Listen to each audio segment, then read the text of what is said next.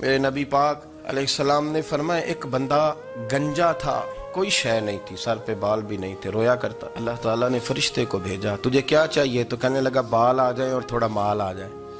فرشتے نے ہاتھ پھیرا تو بال بھی آ گئے، تو بکریاں بھی آ گئیں، لائنیں لگ گئیں، مال ہی مال ہو گئے۔ دوسرے کے پاس گیا، وہ کوڑا تھا، اس کو جا کے کہا کیا چاہیے؟ کہنے لگا شفا ہو جائے اور کچھ اللہ تعالیٰ آسانی کر دے۔ شفا بھی ہو گئی، گائیں بھی دے دی، بھینسیں بھی دے دی، مال ہی مال ہو گئے۔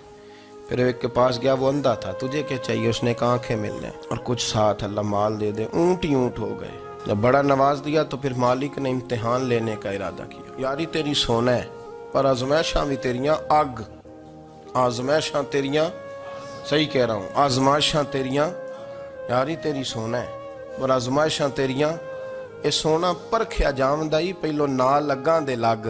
اللہ نے فرمایا آزمائش کرو۔ سب سے پہلے گنجے کے پاس آئے، اسے کہا اللہ کے رستے میں کچھ دیکھا نہیں لگا، میرے خرچے ہی بڑے ہیں، دیکھو تو صحیح کتنی مشکل میں وقت گزارتا ہوں، حال ہی کوئی نہیں۔ تو اس نے کہا میں نے تو سنا ہے تو گنجا اور بھوکا ننگا تھا۔ کہنے لگا میں تو جدی پشتی رئیس اعظم ہوں، تجھے کس پاگل نے کہا ہے بھاگ جا؟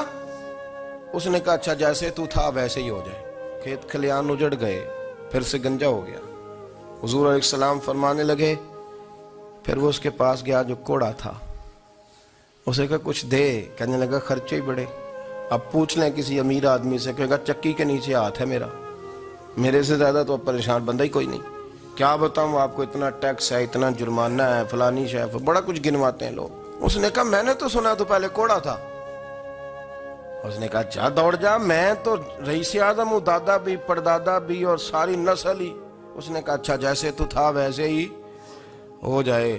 پھر وہ گیا اندھے کے پاس اور جا کے کہا اللہ کے نام پہ کچھ دے۔ تو وہ کہنے لگا رب کے نام پہ؟ یہ کھڑے ہیں اونٹ، جتنے تیرے دل کرے لے جا۔ اس نے کہا کیا معنی اس بات کا؟ کہنے لگا یار تجھے کیا بتاؤں، میں تو اندھا تھا، میں نے تو کبھی دنیا دیکھی نہیں تھی، پھر اس کریم نے فضل کیا تو مجھے بڑا کچھ دکھایا، میں کیا بتاؤں، میرا دل کر رہا ہے کہہ دوں کہ پھر اس نے کعبہ دکھایا، پھر اس نے روضہ رسول دکھایا، پھر اس نے ریاض الجنہ کے سجدے دکھائے، پھر اس نے اپنے محبوب کے دروازے کی رونقیں دکھائیں، اس نے بڑا کچھ دیا، اس نے بڑا نوازا۔ میرے پاس تو شاید میں بدکار پرانا خادم، کسے در ملی نہ ٹوئی، ایت واصف یار نے نظر جو کی تھی پھر واصف ہی ہوئی۔